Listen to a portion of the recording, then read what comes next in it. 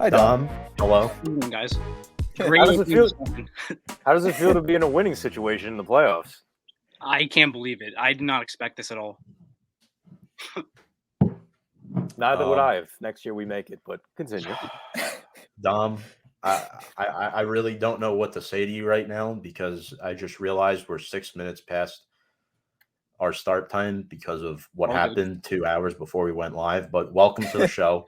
Appreciate you coming on. I love the Cam Hayward jersey, by the way. Thank you. And congratulations on making the playoffs. Now, just talk to me. What's going through your mind? Sunday Night Football, Raiders, Chargers. You're working the game at home, and this last-second field goal is about to take place, and it all lies on the leg of Daniel Carlson. What's going through your mind? I mean, my heart was beating like crazy. I was breathing heavy. I thought he was going to shank it. I thought it was just kind of set it up to have these teams tie and go in the postseason. But oh my god, I was so happy when that went through. I couldn't believe it. I can't believe it came down to that. But what a Sunday night game! And you got some help earlier in the day. Obviously, the Jaguars beating the Colts. What a fraud the Colts were. My goodness, I was really surprised. Haven't beaten Jacksonville in Jacksonville since 2014. Trevor Lawrence starting to look better since Urban Meyer got fired. That defense had 6 sacks. And Dom, I think you were the one that sent me that awful interception thrown by Carson Wentz. Oh my God, that might have been the worst thing I've ever seen. I mean, you think Carson Wentz is the worst starting quarterback in the National Football League? I do. I saw a tweet. I'm going to read it right now. I think it said a perfect QBR is 100, an average is 50. Carson Wentz against the worst team in the NFL posted a 4.4 QBR. Keep that in mind. That's impressive. With arguably one of the best O-lines in football, with best running back in football, with still a pretty serviceable T.Y. Hilton, with Michael Pittman, who's very, very good. I don't understand. He's just not that great. What I will say with this is too, because again, I've said it for weeks now with Carson Wentz, because people were talking about the Colts being the team they feared in the playoffs, yet they're not even going to see him because they didn't make the playoffs. But the biggest thing, aside from Carson Wentz, is what people like neglect to go back with this game, is that Jonathan Taylor didn't have a good game. Yeah. And for some reason, they completely abandoned the run. They only gave him the ball 15 times for 77 yards. So as much as it is Carson Wentz's fault, and I think a majority it is on him, no doubt about it, their bread and butter, the reason why they were going to be in the playoffs to begin with, they completely abandoned. And that's why they failed the way that they did, which made no sense to me whatsoever. And honestly, they deserved to lose. Everybody thought that it would be hilarious. They were 16. Tom, we were talking last week. James, we were talking about last week. 16-point favorites. And they're getting beat by 15 points in the football game. How does that even happen? Well, I'll tell you. When you abandon the reason why you're even there to contend in the playoffs, you're not going to win. That goes on head coaching too, right? People are now probably talking about Frank Reich and his decision because not only did he advocate for Carson Wentz, but he abandoned the whole reason why they were even going to make the playoffs in the first place. Well, Dom, Indy is out. Pittsburgh is in. Now, you beat Baltimore 16-13 in overtime, clinching a playoff spot.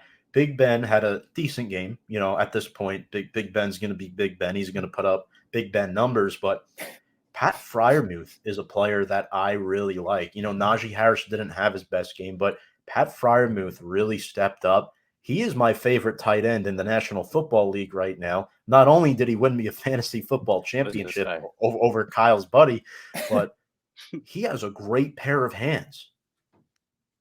He's really, really good. And honestly, I didn't originally like the pick in the second round because Creed Humphrey was right there. I thought it was obvious you need to fix that O-line. And when I heard Freiermuth, I was like, oh, tight end, really that early? But he's been great this year since he took over once Ebron kind of like got faded away. He's been really good. He barely drops the ball. And my buddy, who's a big Penn State fan, said he's the best tight end in the draft. Kyle Pitts obviously was selected first, but he's really a wide receiver playing tight end. I don't pay much attention to college, but when I heard that, I was like, okay, I'll pay attention to this guy. And he has been really, really good. I'm impressed with this pick. Yeah. Biggest tight end guy in the world. High praise for Muth. Yep, he's going to be another Heath Miller. Mike Tomlin, coach of the year. Basically the worst O-line, D-line depth chart. I wouldn't be against it. I think he probably comes in second or third to Bill Belichick because of what he did with a rookie quarterback. I don't know what you guys think. Yeah, I agree. I mean, Mike Tomlin's name, again, there's probably only two coaches in the NFL that you could say this for, is that they'll basically be safe for a lifetime unless they want to leave their position, and that's Tomlin, and that's Belichick. Again, 15 straight seasons, isn't that right, Dom? With the over 500 record. It's just, it's unbelievable. With everybody wants to talk about how bad Ben is. Everybody wants to talk about how bad that offensive line is, which they are. Everybody wants to talk about how bad it was to draft a running back behind no offensive line with a first-round pick. Guess what? And they lost Juju, too, in the beginning of the year. And they're still in the playoffs because Mike Tomlin and his coaching, along with his assistants, along with that defense, they make it work. They make it work. It's crazy. If there's one head coach I could steal and put on the Giants, it would be him because he's still relatively young, too. He's been around forever, and he's not even 60. I don't even think he's near 60. What do you So he's probably 50s? In his early 50s, maybe, something like that. So. Yeah, so he's been around forever. Brandon Staley. Mike Tomlin is 49 years old. Wow. Yeah, there you go. That is cool. So he's going to be around. He's going to be around forever, guys. Lucky you, Dom. Lucky Chuck you. Noll, Bill Cowher, those guys.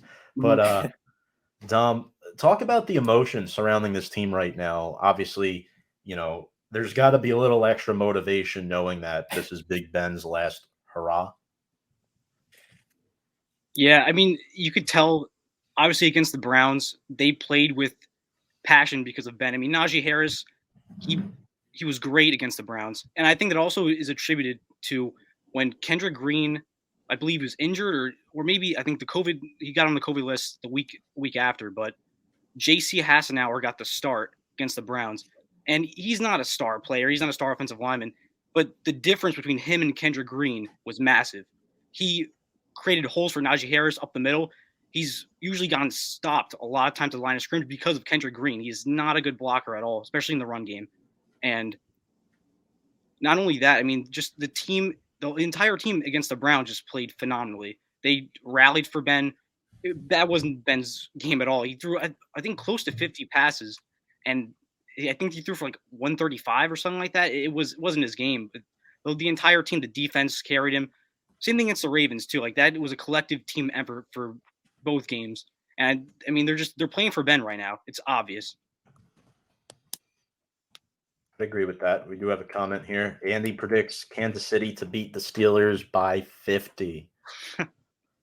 Unfortunately, that's why part of the reason why. And again, Dom, I wasn't upset. I like Big Ben, obviously in the same class of Eli. He's had a decorated career. He's been a really good quarterback for a long time, and taking the Steelers to very good places. Obviously, two-time Super Bowl champion. But at the same point in time, I'm all for the good game, and I know that if you probably put the Raiders up against the Chiefs or the Chargers up against the Chiefs, it would totally be a great game. As opposed to, in my personal opinion, the Pittsburgh Steelers, who have already played the Kansas City Chiefs this year, and they got obliterated off of planet Earth. And again, having that game plan against, at least you know what to expect, combined with the fact what nobody's really talking about, and this might give them an edge, is that at the end of that Chiefs game last week, Tyreek Hill was a part of not even like 10% of the snaps on the football field because he hurt his heel. So we don't know the status of him. Obviously, he's going to play, but we don't know how much he's going to be able to participate in an active, Tyreek Hill fashion. And Travis Kelce went down late as well. That's huge for them. And especially against the Pittsburgh Steelers defense, which is already phenomenal, that's only going to get them in an even better position to potentially win the football game and make it more so low scoring than it was the first time. Yeah, I'm not expecting much. I'm just enjoying this because Ben has one more shot, one more playoff game before he retires. I don't expect to win. A lot of Steelers fans are trying to talk themselves into it. Oh, we can make this close. We could maybe steal this game. I'm watching this game and I'm expecting a blowout. If they somehow make it close, I will be wildly impressed because that first game was pretty bad. And this is the Kansas City Chiefs. This is the team. I know the Titans are the 1 seed. I know the Bills are there, but Kansas City is the team to fear. That team is the scariest team in the AFC. But I will say this. Like I said, I'm not expecting much. This is Ben's last year. Let's just see what could happen. But in 2005, These are two different teams, but in 2005, this team entered as the 6th seed. They played the Indianapolis Colts, 14-2, the 1 seed. They got smacked against them in the regular season. Played them in the playoffs. They stole a win. They ended up beating the Denver Broncos, the 2 seed, advanced all the way to the Super Bowl. This is not the same team. That was an aging Jerome Bettis. They played for him. That was his last shot. This is Ben's last shot. I say let it rip. Let's see what the hell could happen. Just do whatever the hell you want to do. Let's just see what happens. That's all. I want to see a game. I want to see them try. I don't expect to win. I would seriously highly doubt it. And I'm a Steelers fan. I don't expect it. I just want to see what could happen here. I mean, I'll be honest. I think we're seeing an upset this weekend. Oh, yeah. I really do. Not from this game, though. Oh, yeah. I don't know, man. Maybe from this game. There you go. You just got to pull that one back, Tom. Dom, TJ Watt tied the sack record this week, tying Michael Strahan's sack record at 22.5. Talk about his leadership and the best part of his game, what he brings to a Steelers defense that I actually think is underrated. You kind of differ in that regard about the Steelers defense. You kind of feel like in a way that guys like Watt and Hayward carry that defense. Yeah, Cam Hayward is so underappreciated. He is a phenomenal leader for this team. He's really been good his entire career. At 32 years old, this is statistically his best season defensively. He's been unbelievable. And TJ Watt, obviously, tying the sack record, is the way he could pressure the quarterback. He's the leader of this defense, obviously. He's a key piece of this defense, especially that D-line. And I remember when he was drafted, I was going nuts because this is J.J. Watt's brother. The Steelers have him. It made sense. Let's see what this guy can do. And I was saying in his second year, maybe, just maybe he could be better than his brother. Who knows? Everyone kind of laughed at me. I think now you could argue he is. He's much more serviceable. And he only played about 13 games this year. And he played 15. 15, sorry. 15 games, didn't play a full season, and he was able to do this. He's amazing. Yeah. James, how do you feel about the Pittsburgh Steelers? Because you just posted a comment in the comment section saying this. Yes, you did. James, with your picks. You're always here. You You seem to be right on the crazy. Can you please explain this for us? Sure. Most of you know, well, some of you don't know. The two above me do. When we were back in the studio, I would always pick different from you two. And you'd always be right. I would always be right. And last week I picked Georgia over Bama. Wow. And guess who won? Georgia. I'm also looking at this Kansas City team that their defense is an up and down roller coaster from what I've seen, from highlights to when I've caught some of their games.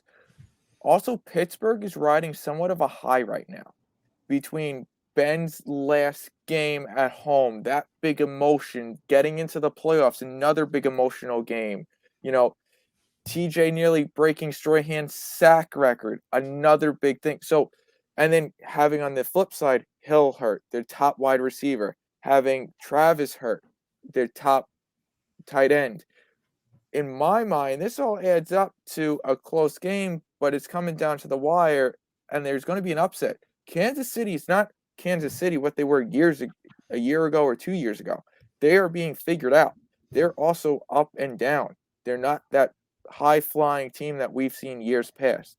So, Dom, if I was a fan, not just because I want to jinx anything, I do think Pittsburgh might beat Kansas City. It might shock a lot of people. Including me, I would be very shocked. I think the Steelers have a chance to win this football game. Now, am I picking them? No. But I think the Steelers have a chance to win. A better seed in the quick picks, James. Steelers win. Now. Steelers win by 6. Thanks, Andy. At least Watt's record-breaking sack was legit. You do realize you have 3 Giants fans in the stream, correct? It's all right, man. Also, congratulations to Andy Hopper starting the new job.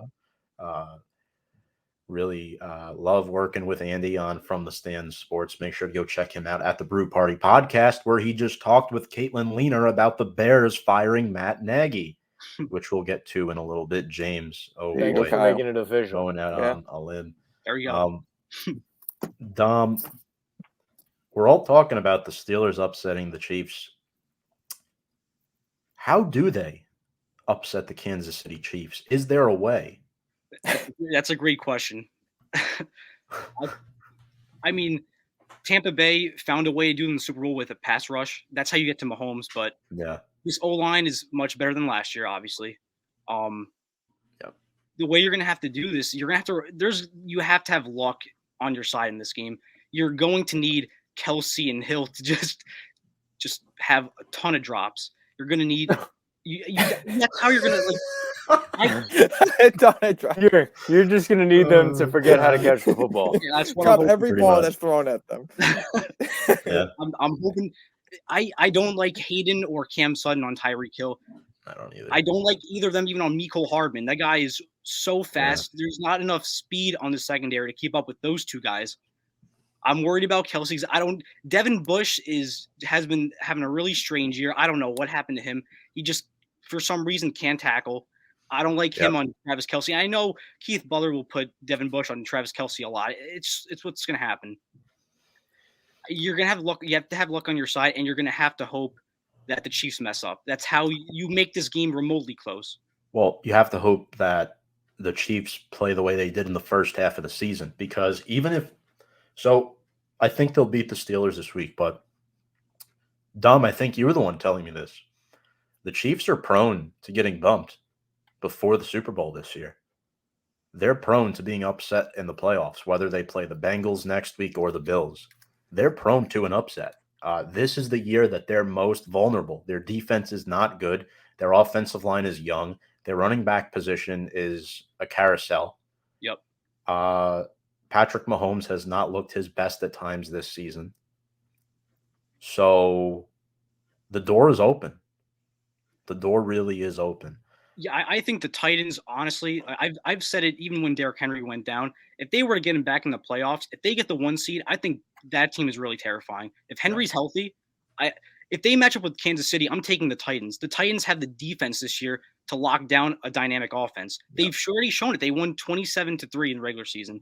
I like Tennessee a lot. The Bills have shown they could beat Kansas City. I think there's a lot of AFC teams out there that can beat Kansas City. And also, when the Chiefs went on the hot winning streak, they didn't face any dynamic offenses. And when they ran to the Chargers, gave up a lot. They gave up 24 to Denver. I don't know. I don't really like that defense that much. I think it's overhyped. What I will say is this, because I actually kind of retract part of my statement from earlier about, but because I didn't realize that earlier in the season, and I don't think that anybody else picked up on it either, or maybe realized, when they played the Chiefs earlier in the season, the Steelers, Kelsey didn't even play, and Tyreek Hill only had 2 catches. Their leading receiver was Byron Pringle, who had 2 touchdowns. After that, it was Derek Gore, and after that, it was Machole Hardman. So, with that being said, and they still won 36-10. So, I don't know, Dom. I don't know. After just seeing that, I don't know. And they didn't have Clyde Edwards-Helaire in there either. They had Derek Williams rushing the ball. Kyle, did you print out the script tonight by any chance? No, I did not. So that information you just rumbled off is sitting right in the script. Oh, I just went back onto my phone to go check it out because I was like, I just want to see how well Hill and Kelsey actually did. And I'm like, well, Kelsey's name isn't here, and Hill only had 2 catches for 19 yards, so I guess they really didn't need them against the Steelers. Well, that's what it says in the script. But I guess we'll go with before that, Hank has a comment. I think Muth has a good game. I think he does. We didn't have him in the first game, and he is Ben's go-to, especially in the red zone. Ben's going to target him a lot. I think their game plan has to be just go for short yardage plays and just keep that offense off the field as much as possible. I didn't like their game plan the last time. Like, it was Ben throwing a fade to Ray McCloud, which I don't understand why this team loves Ray McCloud so much. He's good, but he's like they're designing plays for him, and Ben gets picked off. Like, you got to go for short yardage plays. I think Freiermuth is going to have a lot of opportunities. Yeah, I really like him a lot. Imagine having a script. Never heard of it. Never heard of this said thing. James. Dom, what I will bring up with the Steelers, which I think is key, because you brought up the KC in a joking fashion having to drop the passes. Talk about the concern with Deontay Johnson, because you may not even won the game against the Ravens the way he was dropping passes the way he does. And granted, it was raining out. I understand that, but that's been a problem, especially recently. I think listening to the game, he's dropped 8 passes over the course of the last 5 weeks. It's a big concern going into the game, considering he's wide receiver number 1. That's true. I mean, overall this season, he's been very good. And yeah, the drops are starting to come back again. He's going to have a good game. He's also with the wide receivers, he's Ben's go-to, and he makes he gets a lot of yards after the catch. He's honestly the best route runner we've had since AB. He's been really good with route running, and if you could just hold on to the ball, he's really dynamic. And Ben's going to have to go to him a lot. They're going to have to try something with Chase Claypool, taking some fades and shots with him downfield, but Claypool hasn't been that great, so Deontay Johnson is going to have to clean up his act and have a really good game. Yep. Dom, I'm one to never put you on the spot, but I do like your second to last text that you sent to me privately. I really do appreciate it. I definitely need that on a night like tonight. Not everybody out there agrees with what's happened today. So I'll put it to you that way. John Suggs says 23-17 Steelers. Throw $100 at it. Come on, you want to. I believe this is directed at you, James. It's tempting. I already put in our quick picks. No, James, I'd keep that money, man. Well, I am. But in our quick picks, it's staying Pittsburgh. That's cool with me. Tom puts people on the spot weekly. Well, I read off a bunch of names earlier before. Tom's name was not one of them, so appreciate the comment, though, Noah. How about let's give a player to watch for each team. For me, for the Steelers, I'm going to go with TJ Watt. If Watt can control the trenches in this game, I do think the Steelers stand a chance. And for Kansas City, I mean, it's Patrick Mahomes, right? I mean, he's the guy you got to watch out for. He can carry a team to victory. He's shown that this season. The Chiefs probably started out their first 7 games 3-4 because of Patrick Mahomes, and that's why they're even the 2 seed in the AFC, which is remarkable. Who wants to go next? I think for me, Tom, obviously with the Steelers, I think the biggest person to watch is TJ Watt. I think that's without a doubt because he's 100% a game changer.